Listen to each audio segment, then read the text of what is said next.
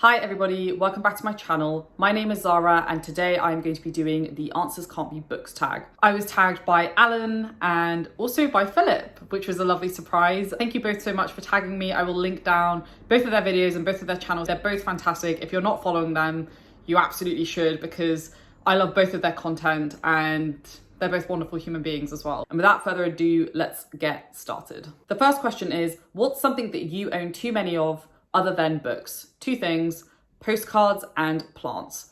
Postcards, so whenever I travel, I always collect multiple postcards wherever I go. Recently, I went to Edinburgh to go and visit my brother and I bought like 4 postcards. You do not need 4 postcards from one city, but it's just something that I do. I will always get one, like an image of the place that I've gone to.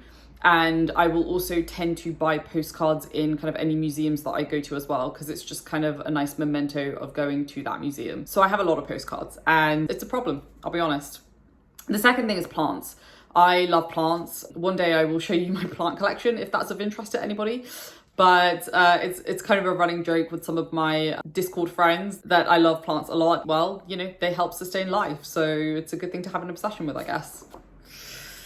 The second question is, what's something that you do for fun that's not reading a book? So a couple of things. I mean, one thing is I play video games. I recently posted a video about video games that I really enjoy. I will be doing more content on video games as well, because it's a big part of who I am and what I love doing. Video games is something that I wish I had more time for, but you know, I do try and get in as much as I possibly can. The other thing I love is going to the theatre. When COVID hit, that was actually the thing that I missed most, was going to the theatre, because yes, watching movies is great and watching TV is great, but there is nothing better than seeing it live action on the stage, where you can really see the emotion on their faces, and I think it's such an amazing experience. Thankfully, theatres are opening back up in London now, so I will hopefully be going soon. The other thing I like doing is playing tennis. I've been playing tennis since I was quite young. I used to love watching tennis, but I don't really watch it as much anymore. It's something that gives me incredible joy because I like being physically active.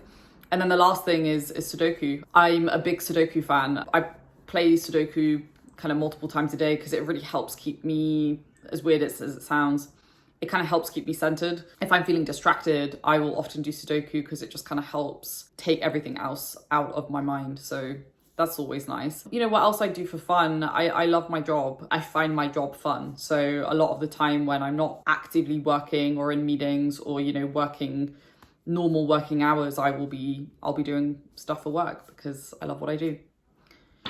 The next question is, what's something special or important on your nightstand that's not a book? I don't really have many things on my nightstand. I do have a stack of books. I have a lot of difficulty sleeping. It's the bane of my existence. So I use essential oils to help me sleep. I don't really think it works, but it's nice to kind of feel like there's something that could be working. So it's all very much psychological. But I have a lavender spray that is on my nightstand, and I spray it on my pillow and my duvet every night, and I like to think that it helps me sleep. What's something that you buy at a bookstore other than books? I honestly didn't know how to answer this question because all of my local bookstores only sell books, so I can't buy anything else. I guess actually my local bookstore, I bought a tote bag from there. It's like a branded tote bag from that company to hold my books. So there you go. What's a fun gift that you received that wasn't a book or gift card for books? So one thing that is not very widely known about me is I love antique things. I had been coveting an antique globe because, so this is a really like nerdy story, bear with me. So in Uncharted, Nate, in the final game, when you're playing as his daughter, he has a antique globe, and I absolutely fell in love with it when you're exploring the house. Ever since I played that game, I really wanted to get my own antique globe because I think they look so stunning, like either on bookshelves or like just anywhere. They just look really nice. So I had been coveting an antique globe for a while. It was a very specific one that I really wanted, and then my brothers bought it for me for my birthday a couple years back, and it's one of my deepest treasures. I love it. What's a YouTube channel that you watch that's not related to books? A couple, actually. I do watch a lot of YouTube. I kind of group them into, so a couple of ones that I watch specifically related to kind of like movies and TV shows are The Scottish Drinker and The Friendly Space Ninja. Scottish Drinker, he critiques films and basically craps on them. It's pretty funny. And then the Friendly Space Ninja, he unpacks really popular TV series and often why they're really terrible or why they're really good. So he did one on Fleabag recently, which I absolutely adore. I think it's such a great show. And then he also did one on like Pretty Little Liars, which when it came out was a show that I watched for a while and then it got absolutely ridiculous. And he talks about how the evolution of that show just gradually got worse. And he's fantastic. He's very well spoken, very articulate. You can clearly tell he does his research. And in terms of kind of like the gaming space, I do watch the PlayStation channel a lot, IGN, GameSpot. You know, they do reviews of games and walkthroughs of games, and you know, they're definitely at the top of my list. And then I also watch this YouTuber who does videos of like famous people and analyzes their body language. So the name of the channel is Observe. So he did a video on like Amber Heard and the Johnny Depp trial, and he did an analysis of her body language in the first like part of the trial or something. And it's just fascinating. I've always been interested in body language and how when you're speaking, your body can be saying something very different. It's really fascinating. He goes a lot into the psychology as well, which I find really interesting. So those are a couple of the ones that I watch. And last but not least, tag 5 friends that you want to know more about. So I'm actually going to tag 3.